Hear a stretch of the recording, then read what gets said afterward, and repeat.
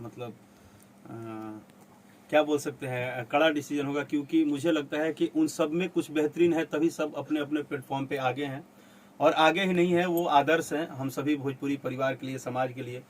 तो मैं सभी लोगों से कुछ ना कुछ सीखता हूँ, और मैं सबको अपना आदर्श मानता हूँ, सबको अपना बड़ा भाई मानता हूँ। और मुझे तो एक ही बात लगता है कि भोजपुरी में एक चाय पिलाने वाला स्पॉट बॉय से लेके और एक स्टार तक ये पूरा परिवार है, और बिना परिवार के सहयोग के आप आगे नहीं चलते। लेकिन काफ़ी द्वंद्व युद्ध भी होता है जो म्यूजिक इंडस्ट्री, भोजपुरी फिल्म की बात करें, गाने की बात करें, तो हर कोई एक दूसरे पर आरोप लगाता है किसने मेरा गाने को चोरी किया या कॉपी कर रहा है। तो क्या कहना चाहेंगे उस चीज़ के बारे में, वो कितना गलत मानते हैं? सर देखिए, द्वंद्व होना, ये जो चीज़ें हैं जिसको आप बोलते हैं द्वंद्व होना, ये द्वंद्व नहीं है। कारण क्या है, हर एक व्यक्ति इंडस्ट्री में दिन रात पसीना इसलिए बहा रहा है कि हमें भी कुछ मिले, हमें भी कुछ मिले, हम भी कुछ मेहनत करें, हम भी आगे बढ़ें।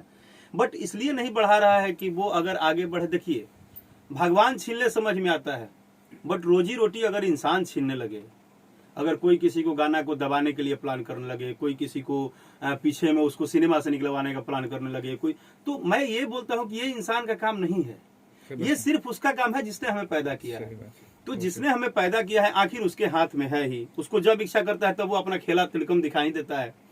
तो फिर हमें क्या जरूरत है, हम तो एक परिवार हैं, हम तो एक भाईचारा है, सब एक जीवन लेके आए हैं, कब कौन कहाँ चला जाएगा किसी को पता भी नहीं है। तो जब इतना प्यारा सा जीवन मिला है तो हमें, आप देखिए ना सर, हमारे अलावे भी तो इंडस्ट्रीज है, हमारे अलावे भी तो इंडस्ट्रीज है, भोजपुरी के अलावे साउथ है, हिंदी है, सब इंडस्ट्री में देखिए किसी हीरो की फिल्म चलती है तो एक बड़ा हीरो आते हैं, घड़ी सरप्राइज करते हैं, ब्रासलेट सरप्राइज करते हैं, वो बोलते हैं, उनका पोस्ट करते हैं और अच्छा आगे बढ़िए। बट हो सकता है ये सबकी अपनी पर्सनल राय है, इसमें मैं कौन होता हूँ कोई बात कहने वाला। लेकिन मुझे तो सिर्फ और सिर्फ एक ही बात समझ में आता है कि ये पूरा परिवार है। हाँ, उस कड़ी में मैं भी हो सकता हूँ और मैं भी हूँ कि अगर जब दुख तब होता है कि भाई मुझे पता चला कि आज ये काम मेरा था और कल सुबह पता चला कि मेरा नहीं है। तो राकेश जी, थोड़ा अपने बारे में बताइए, शुरुआत का जो दौर था आपका अभिनय का और अभी तक का जो दौर है, और आगे जो आपका प्लानिंग है करियर को लेकर, उसके बारे में कुछ बताइए, क्या कहना चाहेंगे?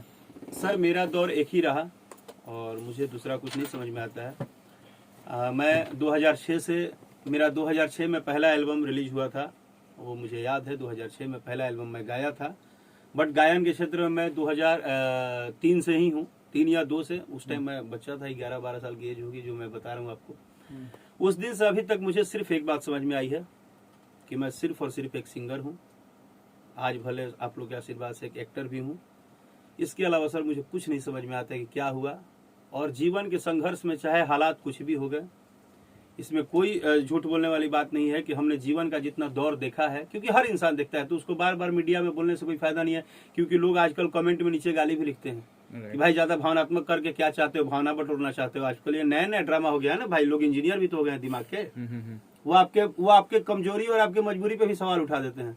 तो मुझे कमजोरी मजबूरी नहीं सुनाना है, लेकिन मुझे एक बात बोलना है कि ऑलवेज माँ सरस्वती का रिस्पेक्ट है, और माँ वैष्णो देवी महादेव जिसने पैदा किया है, और मेरे ब्लड में बस एक ही चीज़ है, वो है सरगम और संगीत। और उम्मीद करता हूँ कि आप लोगों की दुआ से मेरे मरने के दिन तक मेरे साथ रहे। राजा तो नहीं जाए ना, काफी काफी काफी आक्रोश में लग रहे हैं आपका चेहरा वगैरह। ऐसा लग रहा है कि जैसे बहुत कुछ बोलना है आपको, बहुत कुछ कहना है आपको, लेकिन जुबा पर दर्द भरी बात नहीं आ रही है। आपने कुछ देर पहले एक जिक्र किया कि गाने दबाए जाते हैं, ऐसी घटना आपके साथ हुई क्या है? सर देखो, मैं आपको क्लियर बोल रहा हूँ, मेरे साथ कुछ ऐसी चीज़ें हुई थी, वो जो आज गाना सक्सेस है उसी पे हुआ था।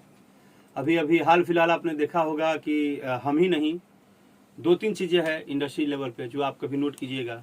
जैसे कुछ सिंगर होते हैं जो अपना पोस्टर तुरंत डालते हैं कि भैया मेरा पोस्टर का भी सेम नाम है, अभी दूसरे किसी ने भी गा दिया, जैसा मुझे लग रहा है जो मैं आपको बता रहा हूँ। दूसरी चीज़ होती है कि जो आजकल ज़्यादा है कि मैं उनका भक्त हूँ तो मैं उनका भक्त हूँ। सर ये पहली बार हुआ कि कलाकारी में जिसको कि लोग बोलता था कि कलाकार 7 समुद्र पार भी एक होता है, मतलब सुर और संगीत जो होता है इसमें कोई भी किंतु परंतु नहीं होती है। बट कहीं ना कहीं आज है हालात जो हैं कि अब अगर राकेश मिश्रा ने अपनी दर्द भरी बातें लाइव में आके कह दी तो लोग बोलते हैं कि हाँ हाँ हर बार रोआवत तो हर गाना हिट हो जाए। इसको भी कहीं ना कहीं तो क्या मतलब क्या है बोलने का, जब आप अनसेंसिबल हो, जब आपको सेंस नहीं है, जब आप बात को समझ नहीं सकते हो, तो आपसे बोलने से क्या फायदा है। जी, मेरा कहने का मतलब ये है कि जिस संगीत का, अरे सर हम किसी के घर शो करने जाते हैं, हम पूछते हैं क्या कि भैया आप कौन से कास्ट के हैं? वो तो सीधे बोलते हैं, उनकी औरत सीधे बोलती है बेटा आवो घरे आवो, उनका माई सीधे कही बबू आवो दूध रोटी खा लो। क्योंकि हम तो कलाकार हैं, हमारा तो पूरा का पूरा एक ही परिवार है। संगीत का धर्म और जात कैसा सर?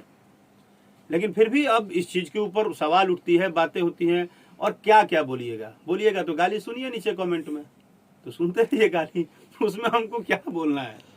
आप किसके बारे में बात कर रहे हैं, जरा खुलकर बोलेंगे तो? मैं सर अपने बारे में बात कर रहा हूँ कि अगर मैं अपनी बात, आप लोग क्या होता है, आप लोग जबरदस्ती पहले बोलते हैं कि राकेश जी बोलिए बोलिए, और दर्द खुलवा देते हैं, नीचे से गाली सुनवाते हैं, वो तो रोक नहीं पाते हैं आप। अब आपके इंटरव्यू में मैं कुछ बोलूंगा अपनी दर्द